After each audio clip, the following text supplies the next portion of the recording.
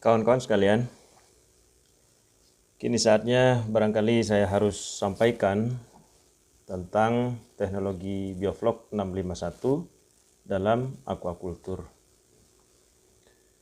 Dalam beberapa momen ke depan, Bioflok ini seyogianya distandarkan penggunaannya di Indonesia sehingga dimasukkan menjadi standar nasional Indonesia. Apakah itu untuk ikan nila sehingga menjadi standar nasional Indonesia budidaya ikan nila atau pembesaran ikan nila sistem Bioflok. Saya menggunakan kata sistem. Atau boleh juga standar nasional Indonesia budidaya ikan nila dengan teknologi Bioflok. Saya menggunakan teknologi dalam nama Bioflok ini. Jadi Bioflok itu bisa kita kenal, kita masukkan, kita sebutkan sebagai sebuah bentuk teknologi, tapi Bioflok juga bisa kita masukkan, kita sebutkan sebagai sebuah bentuk sistem budidaya. Dua-duanya betul. Nah, harapan saya ke depan juga, standarisasi yang digunakan nanti itu bisa digunakan secara luas oleh masyarakat, sehingga saya memandang perlu adanya pembahasan kembali tentang teknologi Bioflok ini atau sistem budidaya dengan Bioflok ini kepada masyarakat secara detail. Karena kalau paparan tentang teknologi Bioflok ini disampaikan secara cepat, itu setidaknya perlu waktu sekitar 3 jam. Jadi kebayang kalau teman-teman tatkala mungkin dalam beberapa acara pelatihan dikasih waktu cuma 2 jam, ya kebayang bahwa materinya betul-betul padat sehingga saya tidak menyaksikan bahwa teman-teman penerima ujaran narasi yang saya sampaikan itu di 1-2 jam pertama itu biasanya agak kebingungan, karena justru disitulah saya memberikan kerangka hal-hal mendasar tentang teknologi Bioflok ini. Sehingga minimal setidaknya durasi untuk pelatihan itu kalau hanya sekedar teori itu sekitar 3 jam. Nah, manakala ingin mendapatkan penjelasan detail rinci itu setidaknya perlu waktu 6-8 jam. Kalau sampai 8 jam biasanya itu ada diskusi. Nah, manakala ingin mendapatkan sampai kepada praktek, ya tentu saja lebih dari 8 jam. Itulah makna kenapa dalam beberapa kali sampaian saya atau penyampaian saya, jadi kalau ingin hal-hal mendasar yang diharapkan diketahui oleh kawan-kawan pembudidaya atau pembelajar tentang teknologi ini, seyogianya waktunya minimal 3 jam. Itu pun baru sebatas rangka-rangka atau filosofi hal-hal dasar berkenaan dengan teknologi ini.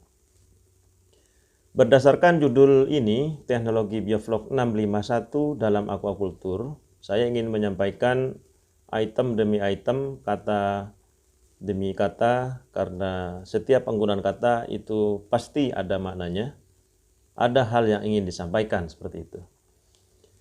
Secara umum teknologi ini didefinisikan beragam sekali, karena setiap orang boleh saja itu memiliki pandangan sendiri tentang apa yang disebut dengan teknologi. Di internet misalnya, kalau Anda sempat googling, akan begitu banyak definisi yang disampaikan oleh orang yang berbeda untuk menjelaskan apa yang dimaksud dengan teknologi. Sebut saja sederhananya dalam pikiran saya, karena pikiran saya itu sering saya sampaikan, seorang laki-laki sederhana dengan pikiran sederhana. Intinya dalam beberapa kali ujaran saya di YouTube channel Adi Sucipto ini, saya hanya ingin memberikan hal-hal substantif sebenarnya, hal-hal pokok tentang sebuah objek atau sebuah subjek. Kenapa objek dan subjek ini penting? Karena bagi sebagian besar kawan-kawan memandang ikan itu adalah objek, seakan-akan dialah penderita. Kalau buat Sucipto, ikan itu adalah subjek. Kita malah yang jadi objek. Jadi manusia itu malah yang jadi objek. Kenapa? Ya bagaimana tidak? Kalau kita mau melihara ikan itu, berarti kita sendiri manusia ini justru yang harus melayani si ikan. Sehingga subjeknya justru adalah ikan. Demikian juga dengan tatkala kita ingin membudidayakan cacing misalnya atau maggot misalnya. Cacing dan maggot itulah subjeknya, kita adalah objeknya. Karena kita yang memberi makan, melayani dia, kualitas airnya seperti apa. Kemudian kalau sakit, ciri-ciri sakit seperti apa, kemudian kita obati. Berarti kita ini adalah objek. Sementara si ikan adalah subjek, di mana diharapkan produktivitasnya dalam kegiatan produksi atau budidaya kita. Nah, berdasarkan Kamus Besar Bahasa Indonesia atau KBBI, teknologi itu memiliki arti metode ilmiah untuk mencapai tujuan praktis, dikenal juga dengan ilmu pengetahuan terapan, atau yang kedua, keseluruhan sarana untuk menyediakan barang-barang yang diperlukan bagi kelangsungan dan kenyamanan hidup manusia. Itu menurut KBBI atau Kamus Besar Bahasa Indonesia. Secara sederhananya kalau versi saya adalah bahwa teknologi itu adalah sebuah bentuk proses untuk meningkatkan nilai tambah. Nah, itu saja. Jadi kalau dalam sebuah proses budidaya misalnya, ada nilai tambah yang kita harapkan, ini nanti ada hubungannya dengan definisi aquaculture yang disampaikan oleh Sucipto pada tahun 2007. Sucipto itu saya sendiri. Pasti manusia melakukan kegiatan di setiap hari kegiatannya atau setiap aktivitasnya pasti berharap nilai tambah. Ada ungkitan atau leverage yang dia harapkan. Atau daya ungkit, nah, leverage itu daya ungkit yang dia harapkan terjadi di proses itu. Itu makna dari teknologi. Kemudian di judul ini pun selain teknologi saya juga menyampaikan Biofloc 651. Terus berikutnya kan dalam aquaculture. Jadi seperti apa sebenarnya Biofloc 651 itu? Karena saya di beberapa kali mengunjungi YouTube masih banyak yang menanyakan, apa sih Pak Biofloc 651 itu?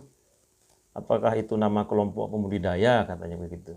Tidak salah, karena mungkin mereka atau kawan-kawan belum menemukan definisi dari 651 itu. Karena Biofloc 651 itu dalam hal ini 651-nya itu adalah sebentuk angka 6, 5, dan 1. Mari saya jelaskan apa itu Biofloc 651. Kalau saya coba flashback ke belakang, perjalanan teknologi Biofloc di Indonesia khususnya, terlebih lagi perkembangannya di dunia maya, sosial media begitu, itu saya amati tahun 2015. Luar biasa YouTube masih agak sepi, yang luar biasa itu justru di Facebook. Itu grup-grup yang ada di Facebook itu begitu antusias membahas tentang Biofloc ini sebagai sebuah bentuk teknologi ataupun sebagai sebuah bentuk sistem budidaya. 2016 demikian juga masih lumayan pesat, sehingga di lapangan saya juga mengamati bagaimana perkembangan budidaya khususnya lele. Jadi pada saat 2015-16 itu budidaya lele itu demikian pesatnya yang menggunakan istilah Biofloc. Lambat laun saya juga mengamati, menyadari akhirnya bahwa yang dimaksud dengan Biofloc itu kesannya adalah bak bulat. Jadi semua bentuk pemeliharaan ikan yang dilakukan di bak bulat itu adalah Biofloc, khususnya lele kan begitu ya. Dari kenyataan itu saya sendiri kemudian menjadi miris, terus terang miris. Kenapa? Karena bak bulat atau kalau bahasa Inggrisnya circular tank itu hanya sebuah bentuk wadah pemeliharaan ikan atau wadah budidaya. Tidak mencerminkan secara otomatis bahwa bak bulat itu adalah Biofloc, begitu. ini adalah pemahaman yang sesat atau menyesatkan. Terlebih lagi secara filosofi makna wadah itu pun salah. Apa yang salah? Mari kita telusuri. Menurut Sucipto 2009, sebuah wadah yang dibangun, wadah air ya, sebuah wadah air yang dibangun di atas tanah, menurut Sucipto itu adalah bak. Terlepas dari apakah bahan penyusun dari wadah tersebut atau bak tersebut, apakah mau dari terpal, mau dari semen, mau dari susunan bata, mau dari fiberglass, mau dari kaca, pokoknya dia dibangun di atas tanah, nah itu adalah bak.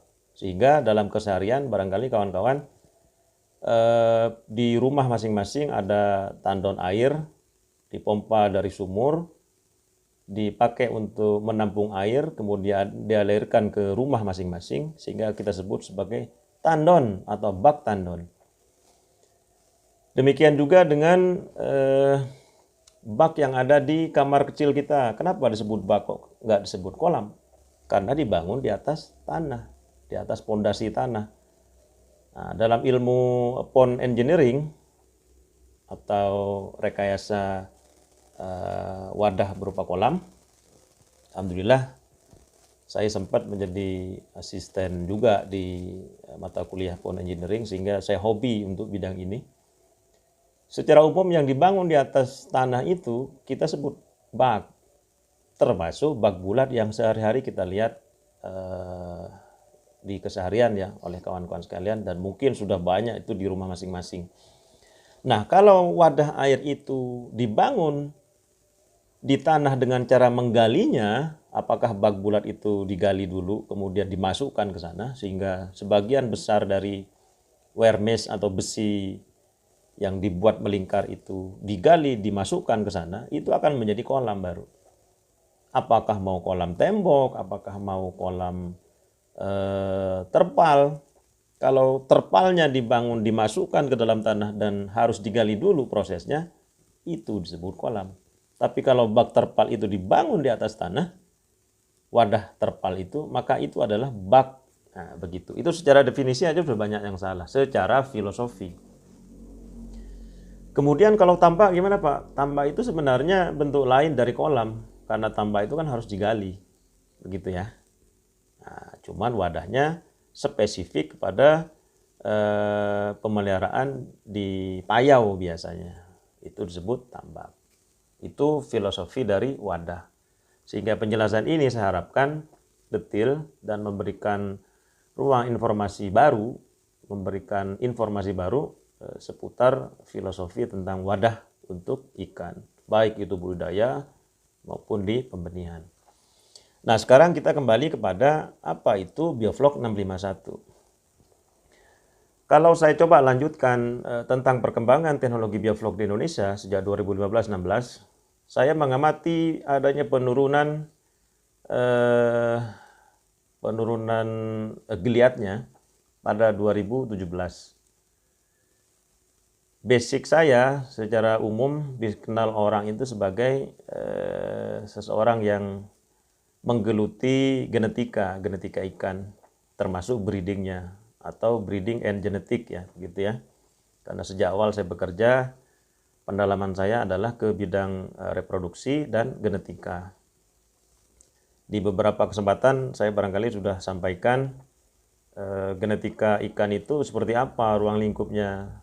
Nah, mungkin sudah ada video khusus yang saya sampaikan, dan barangkali teman-teman masih sempat kebingungan di sana, karena memang itu adalah bagi sebagian orang barangkali disebut sebagai ilmu sederhana, tapi bagi sebagian orang yang lain, sebagian besar barangkali itu dianggap disebut sebagai, wah ilmu rumit itu Pak, saya jadi pening katanya. Padahal kalau pikiran atau otak kita disiapkan untuk menerima saja dulu, pasti kepeningan itu sebenarnya tidak akan terlalu terasa, begitu ya. Nah, 2017 itu saya melihat kegiatan budidaya dengan bioflok dengan segala permasalahannya ya, termasuk permasalahan bahwa bak bulat itu bioflok, sehingga pemahaman bak bulat itulah bioflok itu bukan hanya sekedar menjalar menjangkiti teman-teman di bawah, teman-teman di lapangan. Definisi bahwa bak bulat itu bioflok itu sebenarnya terasa sampai kepada anggota dewan DPR barangkali ya. Sehingga tatkala itu menjadi sebuah program nasional, pemahamannya pun sampai salah sampai di level itu gitu. Sehingga pokoknya kalau sudah bak bulat, bantuan pemerintah berupa bak bulat itulah bioflok. Lah kan kacau kalau udah begini. Nah, begitu ya. Nah, di 2017 itu, seiring dengan merosotnya kegiatan bioflok kawan-kawan di lapangan, tentu saja saya menanggapinya, loh kok bisa begini? Apakah bioflok saat itu dipandang sebagai sebuah teknologi itu belum established secara teknik budidaya atau pemeliharaannya, atau established secara teknologinya? Kalau dia belum established dipaksakan, tentu saja di lapangan pasti ya dia akan terjadi ya seperti itu, begitu ya. Jadi saya memperkenalkan istilah bioflok 651 itu didasari kepada karena kemudian di 2017 itu saya diminta oleh pimpinan untuk melakukan riset dalam konteks luasnya atau perekayasaan dalam konteks sempit. Karena saya adalah engineer atau perekayasa. Alhamdulillah saya adalah senior di kegiatan perekayasaan. Jadi saya terus terang menggunakan waktu sekitar 2 minggu, dan ini sudah pernah saya juga beberapa kali bahas. 2 minggu untuk apa? 2 minggu hanya sekedar apa sebenarnya bioflok itu, kan begitu ya, mempertanyakan apa itu bioflok. Untuk mendapatkan jawabannya, saya kan harus juga cari informasi seperti apa sebenarnya bioflok itu atau teknologi budidaya dengan bioflok ini. Sampai kepada sebuah barangkali disebut dengan klimak, saya teringat dengan sebuah konsepsi yang saya bukan buat, karena yang membuat itu Gusti Allah. Saya teringat adanya sebuah pemikiran saya tahun 2011 tentang makna ma huwal iman, ma huwal islam, dan ma huwal ihsan. Kenapa saya tertarik? Tertariknya seperti ini. Di satu momentum atau kesempatan, malaikat mempertanyakan 3 pertanyaan, ma huwal iman, ma huwal islam, ma huwal ihsan itu kepada Rasulullah, dan kemudian membenarkannya kan setelah Rasulullah menjawabnya. Kenapa menarik? Karena 3 pertanyaan dilontarkan pada satu kesempatan yang sama dan dijawab tuntas saat itu. Itu yang menggelitik pikiran saya saat itu. Kemudian saya perdalam 6 menjadi 651 dari pertanyaan mahwal iman, mahwal islam, mahwal ihsan itu. Wah, luar biasa saya bilang. Kalau 6 itu menjadi pondasi, artinya keyakinan itu menjadi pondasi dalam semua aktivitas, kemudian aktivitasnya pun ada tuntunannya, kemudian berharap apa sebenarnya ihsan itu. Ihsan itu kan dalam beberapa kesempatan sering dinyatakan bahwa Allah itu sebenarnya mewajibkan ihsan atas segala sesuatu, sesuai dengan misalnya innallaha katabal ihsan ala kulli syai'in, kan begitu ya. Jadi rupanya Allah mewajibkan ihsan atas segala sesuatu. Kalau dimaknai ihsan itu sendiri, makna saya saat itu adalah wah, ini bentuk profesional berarti. Karena makna dari ihsan itu sendiri kan begini. Al-ihsanu huwa anta budallah ka'annaka tarahu fa illam takun tarahu fa innahu yaraka, kan begitu ya. Saya memaknai itu justru inilah bentuk profesionalisme sebagai seorang yang telah melakukan Islamnya. Atas dasar apa Islamnya? Atas dasar iman tadi. Sehingga saya memasukkan angka 651 itu ke dalam bioflok 651. Begitu, itu awal ceritanya seperti itu. Dalam kehidupan sehari-hari, wabil khususnya pada bioflok. Jadi bioflok 651 itu adalah suatu istilah cara budidaya ikan menggunakan teknologi bioflok atau dipelihara dengan sistem bioflok yang didasarkan kepada keyakinan, kemudian praktek, dan menjadi profesional ya di sana. Keyakinan itu atas dasar 6 tadi kan, kemudian praktek yang 5 tadi, kemudian profesional yang 1 tadi itu. Jadi keyakinan, praktek, dan profesionalisme ini kemudian saya adaptasikan dari mana? Dari rukun iman, dari rukun Islam, dan ihsan. Nah, itu makna dari apa itu bioflok 651. Pertanyaan berikutnya barangkali, mengapa 651 Pak katanya? Kan begitu. Jadi begini kawan-kawan, munculnya berbagai kegagalan dalam bioflok khususnya lele dalam perjalanan waktunya, tentu saja kan tadi sudah saya sampaikan, itu menyisakan sebuah pertanyaan besar ke saya, kenapa kok bisa gagal seperti itu? Apakah fondasi dari keilmuannya belum mumpuni, belum established secara teknologi, atau seperti apa? Saya sangat yakin bahwa metode apapun untuk bisa dia establish, dilakukan, diterapkan, tentu saja banyak hal informasi yang diperlukan untuk membangun fondasi dari sebuah metode itu.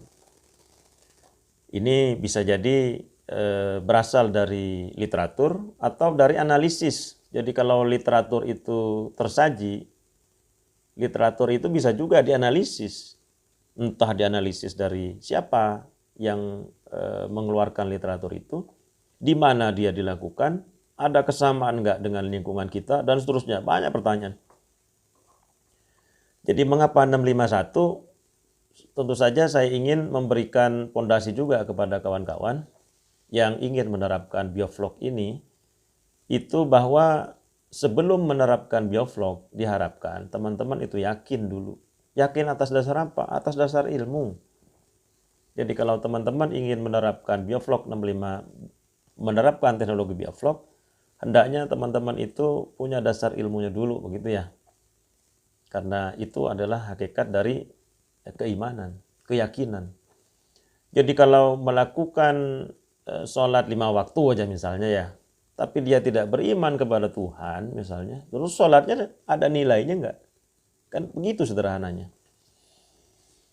Jadi 5 itu atau praktek itu sebenarnya apa? Pembuktian atas keyakinannya. Jadi praktek keseharian kita dalam bioflok pun adalah pembuktian atas dasar keyakinan, atas dasar ilmu tadi, ilmu yang diperoleh untuk memunculkan keyakinan tentang bioflok ini, itu dipraktekkan. Nah, begitu keyakinan atas dasar ilmu sudah terbentuk, maka berikutnya pasti kawan-kawan ingin mempraktekannya dalam keseharian, bioflok ini. Dan kawan-kawan kan pasti tahu bahwa iman itu ada rukun-rukunnya. Islam itu pun ada rukun-rukunnya. Ada hal-hal khusus yang mendasari atau membentuk rukun iman itu dan membentuk rukun Islam itu. Begitu kan ya? Nah, terus ihsan itu makna selain profesional apa sebenarnya? Jadi kalau Allah saja innallaha katabal ihsan ala kulli syai'in, maka bentuk profesional seseorang dalam bioflok, dalam aquakultur atau dalam hal apapun adalah baik maknanya. Ihsan itu kan baik. Baik dalam hal apa? Baik dalam hal memperlakukan ikannya. Dapat maknanya? Mudah-mudahan dapat. Jadi tatkala seseorang itu beriman, yakin, kemudian praktek budidaya, kan bukan hanya sekedar gugur kewajiban, pokoknya saya sudah kasih makan ikannya. Kan begitu, jangan sampai begitu kan. Apakah ikannya kemudian merespon seperti apa, mungkin tingkah lakunya ada kelainan, biarin saja, jangan seperti itu. Harapannya dalam keseharian itu, si kawan-kawan pembudidaya ini dalam menjalankan 5 rukun tadi, rukun dari yang 5 tadi, tentu saja diharapkan kan dia menyelami apa yang dia perbuat. Dalam konteks ibadah misalnya, dia seseorang itu menjadi tenggelam dalam lautan mukasyafah. Gitu kan ya?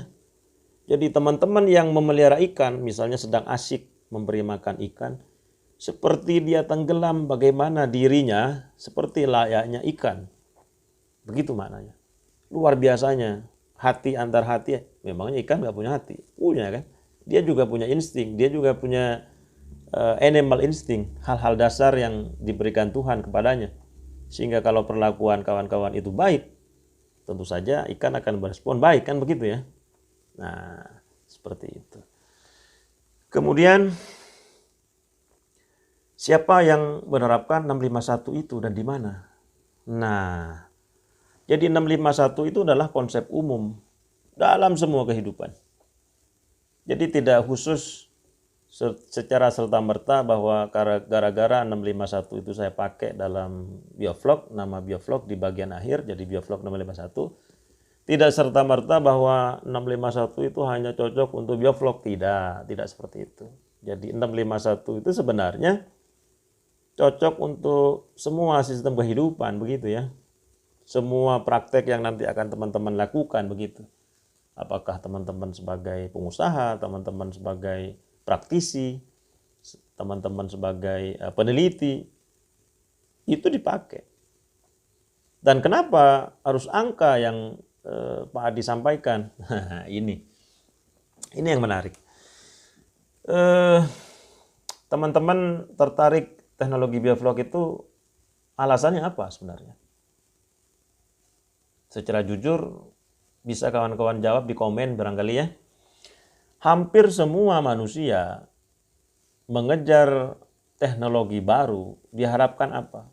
Diharapkan adanya peningkatan angka produksinya. Nah, jadi saya sederhanakan, yang dikejar manusia dalam kegiatan sehari-hari itu hampir semuanya, tidak berarti semuanya, hampir semuanya itu adalah angka. Jadi kalau saya telusuri, seakan-akan manusia itu diperbudak oleh angka. Seakan-akan ya maksudnya. Dalam konteks keseharian barangkali, kita boleh mempertanyakan kepada siapa saja. Dalam sehari semalam, berapa kali Anda beribadah kepada Tuhan? 2 kali, Pak. Yang Muslim bilang, 5 kali, Pak, karena ada 5 waktu. 2 kali, Pak, ya pagi dan malam. Misalnya sebagian menjawab begitu. 2, 6, 5 kali itu apa? Angka. Berapa rakaat siang malam minimal seorang muslim itu melakukan sholatnya? Berapa rakaat? 17, Pak. Karena dari duhur, asar, maghrib, isya, subuh, jumlah rakaatnya 17. 17 pun angka. Nah terus, kalau Anda misalnya di kegiatan sehari-hari punya penghasilan 2 juta, kemudian muncul informasi adanya teknologi baru dengan nilai produktivitas yang lebih tinggi, Anda pasti akan kejar itu. Harapannya apa? Salah satu hal yang Anda kejar adalah mudah-mudahan dari penghasilan Anda awalnya 2 juta, meningkat menjadi 5 juta, menjadi 10 juta, dan itu semua adalah angka. Jadi seakan-akan angka itulah akhir dari perjalanan target dia. Jadi seakan-akan sebagai final destiny. Ya begitu, Bos. Nah, padahal itu hanya angka saja. Begitu ya. Jadi kembali lagi kepada siapa yang diharapkan untuk menerapkan konsep 651 ini. Wabil khusus atau khususnya di biovlog ini. Ya semua manusia yang mau menerapkan biovlog. Semua manusia yang mau menerapkan aquaculture. Semua manusia yang mau beraktivitas di kehidupan ini. Jadi kalau aktivitasnya tidak didasari oleh keyakinan, maka semua aktivitasnya itu sudah dekat dengan kegagalan. Karena dia melakukan aktivitasnya nggak yakin. Begitu aktivitasnya dilakukan atas dasar keyakinan, kemudian dia menjadi profesional, wah utuh dia sebagai manusia. Nah, khusus untuk biovlog 651 ini, Kan tadi sudah saya sampaikan bahwa iman itu ada rukunnya, Islam itu pun ada rukunnya kan, termasuk ihsan itu. Nah, kalau saya coba rinci rukun dari Bioflok 651, makna enamnya itu apa Pak Adi? Nah, saya urai ya, karena penjelasan ini saya tidak pakai slide kemudian tatap muka ya. Takutnya apa? Takutnya saya terkenal malah. Jadi rukun dari Bioflok 651 itu, enamnya itu rukunnya adalah satu, ilmu biologi. Loh, Pak Adi dulu menyatakan bahwa Bioflok itu dibangun atas dasar 8 disiplin ilmu. Betul. Jadi teknologi Bioflok yang kawan-kawan terima umumnya di YouTube itu, khususnya juga ada di Gonila itu, termasuk di Go Tilapia yang versi bahasa Inggrisnya, itu memang dari 8 disiplin ilmu. Tapi itu kalau agak detil, walaupun belum super detil ya. Tapi hal-hal dasar yang bisa kawan-kawan terapkan itu setidaknya 6 rukun. Apa itu satu? Satu, ilmu biologi. Biologi apa maksudnya Pak Adi? Biologi ikan. Jadi kalau teman-teman ingin menerapkan Bioflok 651 pada ikan nila, maka setidaknya kawan-kawan harus mengenal apa itu nila, sifat biologinya seperti apa itu ikan nila, karakter biologisnya juga seperti apa itu ikan nila, kan begitu ya. Itulah ilmu biologi. Kemudian untuk menerapkan Bioflok 651 itu, kawan-kawan kan ada pakai juga misalnya dolomit, ada juga garam, yang kalau itu bereaksi di air, kemudian airnya pun kemudian memberikan data berupa data kualitas air secara kimia, maka setidaknya kawan-kawan paham kemudian, oh itulah ilmu kimia air sebenarnya yang sudah kawan-kawan terapkan, meskipun ilmu yang masuk ke teman-teman itu, ke kawan-kawan itu mungkin tidak detil, tapi pada dasarnya teman-teman sudah menerapkan konsep atau ilmu kimia, khususnya kimia air. Kemudian apa lagi Pak Adi? Oke. Yang ketiga adalah mikrobiologi. Kenapa dulu Bioflok itu kok bau ya? Katanya Bioflok itu diterapkan untuk mengeliminir limbah atau mengolah limbah di dalam sebuah sistem. Jadi kalau bau artinya berarti sistemnya tidak jalan, kan begitu prinsipnya. Nah begitu teman-teman menggunakan bakteri yang notabene adalah organisme mikro, diterapkan di Bioflok, maka sebenarnya teman-teman menerapkan apa? Ilmu mikrobiologi. Gitu maksudnya. Terus ilmu apa lagi Pak Adi sebagai rukun dari 6 ini? Matematika. Nah, banyak teman-teman yang awalnya, Pak saya punya bak diameter 3, berapa ya Pak volume airnya? Pak saya punya bak bulat diameter 4, berapa ya Pak volume airnya? Nah, padahal mengukur volume air silinder seperti itu, bentuknya silinder melingkar atau sirkular begitu ya, kan ada rumusnya. Rumusnya apa? Pi R kuadrat kali T. Pi adalah 3,14 dikali dengan jari-jari di pangkat 2. Jadi kalau diameter 3 berarti jari-jarinya kan 1,5 meter. Dipangkatkan saja. Kalau diameternya 4 berarti jari-jarinya 2. Berarti 2 pangkat 2. Kemudian T. T itu adalah makna dari tinggi air. Jadi kalau tinggi airnya hanya 80 cm, maka diameter 4 itu 3,14 kali 2 pangkat 2 kali T atau 0,8. Jadi volume total dari bak diameter 4 itu kalau diisi setinggi 80 cm adalah 10, sekian. Anggap 10 ton. 10 ton itu sama dengan 10.000 liter. Karena 1 ton setara dengan 1 meter kubik setara dengan 1.000 liter. Jadi kalau 10 ton sama dengan 10 meter kubik sama dengan 10.000 liter. Begitu maknanya. Itu adalah penerapan dari ilmu matematika karena ilmu hitungan. Kemudian apalagi Pak Adi yang kelima? ilmu fisika. Saya kira ilmu fisika kalau di tingkat SD itu dikenal dengan IPA. Begitu masuk ke SMP juga masih IPA.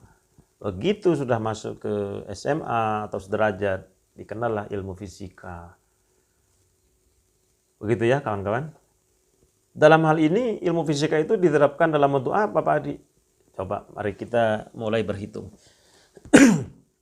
Di ilmu fisika kita kenal ada disebut dengan daya, ada dikenal dengan tekanan, banyak sekali.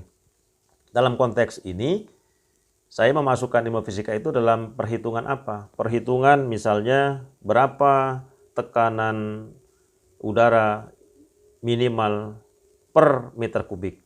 Dulu kan sempat saya masukkan 30 liter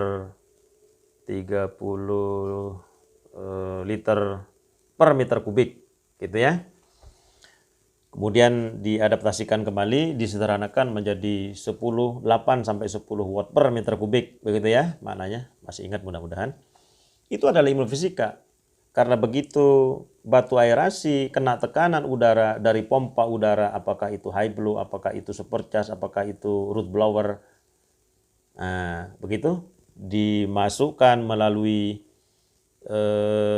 pipa, itu adalah ilmu fluida. Kemudian menekan pori-pori dari aerasinya, kemudian dia mengeluarkan gelembung udara, kemudian jarak antar titik aerasi satu dengan titik aerasi yang lain, sehingga diharapkan tidak ada titik mati atau dead area, maka itu adalah penerapan ilmu fisika. Terus apalagi Pak Adi? Nah, yang terakhir barangkali dalam konteks rukun 6 ini adalah ilmu perniagaan. Karena tidak sedikit teman-teman yang mengeluh, Pak Adi saya sudah berbudidaya ikan nih dengan sistem bioflok, tapi saya bingung gimana menjualnya, kan begitu. Atau teman-teman yang sejak awal sudah ragu, Pak Adi gimana ya pemasarannya, karena saya lihat teman-teman yang lain katanya kesulitan menjualnya. Itu adalah ilmu perniagaan. Jadi kalau teman-teman ingin berbudidaya, setidaknya pelajari dulu di sekitar itu seperti apa kegiatan budidayanya, terus pemasarannya. Jangan sampai sudah menerapkan ilmu bioflok, apakah itu dari kajian biologi, kimia, mikrobiologi, matematika, fisika, kemudian tata niaganya jelek. Jangan sampai terjadi, sehingga sampean tidak bisa menguasai ilmu penjualan, perniagaan, perdagangan. Seyogianya, nah, ini sudah ada panggilan sahur ini. Begitu ya kawan-kawan ya. Itu adalah ilmu perniagaan. Terus yang 5 itu seperti apa? Rukun yang 5, rukun praktek disebutnya. Rukun praktek itu kira-kira satu begini kawan-kawan. Itulah ilmu pengelolaan ikan. Jadi cara ngasih makan, kemudian grading, terus tingkah laku ikannya. Itu ilmu tentang pengelolaan ikan. Berapa kali sehari ngasih makan, itu ilmu pengelolaan ikan. Terkait apa? 5 itu manajemen. Kemudian yang kedua adalah ilmu pengelolaan pakan. Jadi pakannya apakah mau dibibis, pakannya dosis berapa, apakah ad libitum atau apakah satiasi atau sampai kenyang dan seterusnya. Itu adalah ilmu pengelolaan pakan, termasuk nutrisinya seperti apa yang bagus buat nila. Nutrisinya yang bagus seperti apa untuk lele, nutrisinya yang bagus seperti apa untuk ikan mas, gurame, dan lain-lain. Itu adalah ilmu pengelolaan pakan. Kemudian pengelolaan air, itu adalah rukun ketiga, pengelolaan air. Jadi kalau teman-teman menggunakan atau menerapkan bioflok 651 ini, maka air juga harus dikelola. Kapan harus ditambah sumber C, kapan harus ditambah sumber C dan probiotik dan seterusnya. Itu adalah ilmu pengelolaan air. Yang nggak kalah penting adalah rukun keempat, itu adalah pengelolaan listrik. Nah, jadi kalau teman-teman punya 4 bak diameter 4 atau punya 4 bak diameter 3, pasti keduanya berbeda dalam hal kebutuhan listriknya. Jadi termasuk kalau di suatu daerah listriknya misalnya tidak stabil, berarti apa yang teman-teman butuhkan di situ? Mungkin trafo, sehingga tegangannya menjadi stabil dan seterusnya, sehingga alat-alatnya kan menjadi awet, tidak cepat rusak. Atau ilmu perhitungan bagaimana mengefisiensikan dari daya listrik yang diterima masuk ke sebuah lokasi, teman-teman sekalian, agar tidak banyak loss energi dari listrik itu. Seperti apa cara mengefisiensikannya? Atau misalnya teman-teman di daerah itu masih memiliki aliran air yang debitnya besar, kemudian bisa disetting sehingga aliran itu memiliki tekanan, dinaikkan tekanannya dengan cara apa? Ya, memberikan jarak tinggi antara air di atas dan air di bawah sehingga bisa menggerakkan turbin, sehingga turbin itu bisa menggerakkan supercharge dan seterusnya, sehingga inilah teknologi hydropower. Saya juga sudah sempat itu sampaikan di beberapa atau satu atau dua video terkait dengan hydropower kan. Itu adalah pemanfaatan dari energi listrik. Jadi begini kawan-kawan, kalau energi itu tidak dimanfaatkan, boleh jadi kita menyebutnya sebagai energi potensial. Kalau hanya energi potensial yang dibanggakan, tidak bergerak, statis, ya untuk apa? Dia harus bergerak sehingga menjadi energi mekanik. Energi yang menggerakkan, apakah menggerakkan turbin, apakah menggerakkan supercharge, atau menggerakkan root blower, begitu ya. Jadi sayang kalau teman-teman di daerah memiliki potensi itu, tidak dimanfaatkan, bergantung kepada listrik PLN, ya sayang lah bos. Kemudian yang gak kalah penting dari praktek ini adalah pengelolaan panen. Begitu banyak teman-teman yang begitu selesai budidaya, pemeliharaannya 3 bulan, gagal karena satu kesalahan, panennya jelek. Jadi cara panennya jelek. Sudahlah 3 bulan memelihara, siang malam sampean tongkrongin di situ, gagal karena panen 1 jam, ikannya rusak, atau cara packingnya jelek. Misalnya kan begitu ya. Ya jangan sampai begitulah. 3 bulan gagal oleh kesalahan sekali selama 1 jam. Kan wah, kacau itu. Nah yang terakhir, profesional itu ya profesional. Mana profesional kan tahu. Profesional itu artinya menguasai bidang-bidang yang 6 tadi, terus menerapkan dengan konsep yang 5 tadi. Itulah profesional. Kalau profesional seorang muslim, tadi sudah saya sampaikan. Apa itu? Ya dari makna mahwal ihsan. Al ihsanu huwa an ta'budallah kana katarahu fa illam takun tarahu fa innahu yaraka. Profesionalisme seorang pekerja bisa saya sebutkan sederhananya beginilah kira-kira. Mau ada pimpinan, ada bos, tidak ada bos, pokoknya bekerja sesuai prosedur, sudah. Itulah profesional. Jangan sampai kita bekerja, misalnya kita sebagai anak buah, bekerja kalau ada bosnya, wah kenceng bekerjanya. Kalau enggak disatronin, enggak dilihat bosnya, leha-leha, santai-santai. Ya begitulah. Jangan sampai begitu. Artinya dia bekerja tidak profesional. Nah, kemudian pada pertanyaan bagaimana? Jadi kalau sebelumnya kan siapa yang menerapkan 651? Ya siapa saja, semua. Terus di mana? Ya di mana saja. Begitu maksudnya. Terus bagaimana cara menerapkan Bioflok 651? Nah, gini kawan-kawan. Cara menerapkan Bioflok 651 itu saya terus terang sudah memberikan prosedurnya. Jadi seyogyanya memang setiap metode itu ada prosedur. Dan setiap prosedur seyogyanya juga memiliki aturan tertulis berupa panduan. Yang panduan itu apakah berupa angka, ada dosis dan seterusnya. Sehingga dikenal sebagai aturan kuantitatif, terukur, terhitung, atau hanya sekedar aturan kualitatif. Jadi sifatnya hanya sifat atau kualitas saja. Begitu ya. Nah, kembali lagi, kenapa kok harus kuantitatif padi dalam Bioflok 651? Begini, kalau aquacultur sampai detik ini dipandang sebagai kegiatan tradisional, metode cenderung pendekatannya adalah pendekatan tradisional atau traditional approach. Kacau kalau begini, mau sampai kapan aquacultur di negara kita atau di dunia ini akan maju?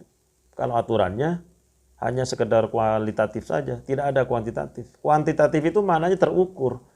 Jadi kalau teman-teman menambahkan dolomit sekian, dampaknya apa? Menambahkan CaCO3 atau kapur tohor misalnya, dampaknya seperti apa terhadap pH?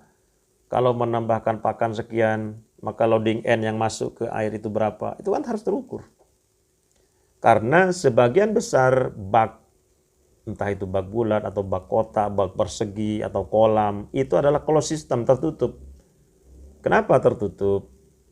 Karena diharapkan kalau apalagi dia ada atap, maka sebenarnya cara budidaya yang kawan-kawan lakukan itu adalah cara budidaya di lahan tertutup, sistemnya tertutup. Begitu air masuk pada ketinggian tertentu tercapai, air itu sudah dikelola, ikannya masuk, kemudian dikelola juga dengan pandangan atau pendekatan CR ratio dan seterusnya, tidak ada air yang keluar, maka sistem itu tertutup di situ sehingga diharapkan bakteri yang membentuk konsorsium akan mengelola limbah-limbah yang ada di dalam wadah sehingga tidak ada energi yang lepas dari sistem. Apakah energinya berupa seiring dengan buang air dasar misalnya. Begitu buang air dasar, maka ada sebagian energi lepas dari sistem. Betul, amonia N-nya berkurang, ya karena dilepaskan. Tapi juga yang lain juga akan lepas, berupa apa? Konsorsiumnya juga lepas ke situ, keluar dari sistem, dan seterusnya. Nah, gitu maknanya. Nah, kalau aquaculture sudah diterapkan melalui pendekatan kuantitatif terukur, jadi hasilnya pun pasti seharusnya terukur. Dapat berapa kita ini? FCR-nya dapat berapa? SR atau kelangsungan hidup yang kita harapkan dapat berapa? Dan seterusnya. Nah, itu harapannya kenapa saya terapkan dengan metode angka seperti ini. Sehingga aquaculture itu tidak dipandang sebagai kegiatan biasa. Ini adalah kegiatan bisnis sebenarnya. Terus kapan menerapkan 651 ini? Ya kalau dalam bioflok diterapkan ya sejak sampean semua atau kawan-kawan semua ingin menerapkan bioflok 651. Jadi sejak awal pra maupun selama proses produksi itu diterapkan. Pra itu termasuk persiapannya ya, ikannya harus bagus dan terusnya. Makna sederhananya inilah pendekatan kafah kalau menurut saya. Jadi kapan menerapkannya Pak Adi? Ya semua, di semua waktu.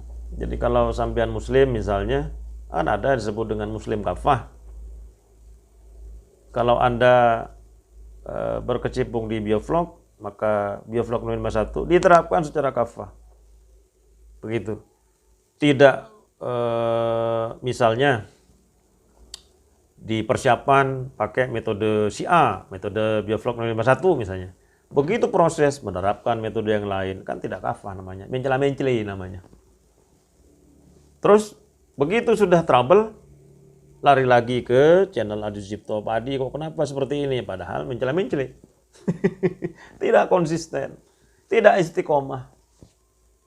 Nah begitu kawan-kawan penjelasan dari saya berkenaan dengan satu teknologi tadi, yang kedua dengan bioflok 651. Terus masih di slide ini, jadi aquaculture itu apa Pak Adi? Jadi nanti ada pembahasan khusus tentang bioflok dan aquaculture ya. Secara sederhana memang siapapun bisa mendefinisikan atau memberikan makna tentang aquaculture, termasuk Sucipto. Jadi pada tahun 2007 Pak Sucipto itu pernah membuat definisi bahwa aquaculture atau budidaya ikan adalah perwujudan cita, rasa, dan karsa untuk meningkatkan kualitas, kuantitas, dan kontinuitas organisme akuatik, hasil interaksi dengan lingkungannya yang berbatas. Nah, itu makna dari Pak Adi Sucipto. Saya kira penjelasan tentang teknologi bioflok 651 dalam aquaculture untuk sementara saya cukupkan, karena alhamdulillah ini adalah waktunya juga untuk saya dan keluarga makan sahur ya. Semoga bermanfaat sebagai awalan atau pembuka dari penyampaian saya tentang teknologi bioflok 651 atau teknologi bioflok secara khusus ini. Mudah-mudahan bermanfaat. mudah-mudahan ini bernilai sebagai ibadah, walaupun barangkali sebagian kita menganggap ini adalah perbuatan atau amalan duniawi, tapi saya berharap Tuhan ridho atas apa yang saya lakukan ini. Saya akhiri, semoga teman-teman sehat di era COVID ini. Jangan lupa pakai masker, cuci tangan, kemudian social distancing.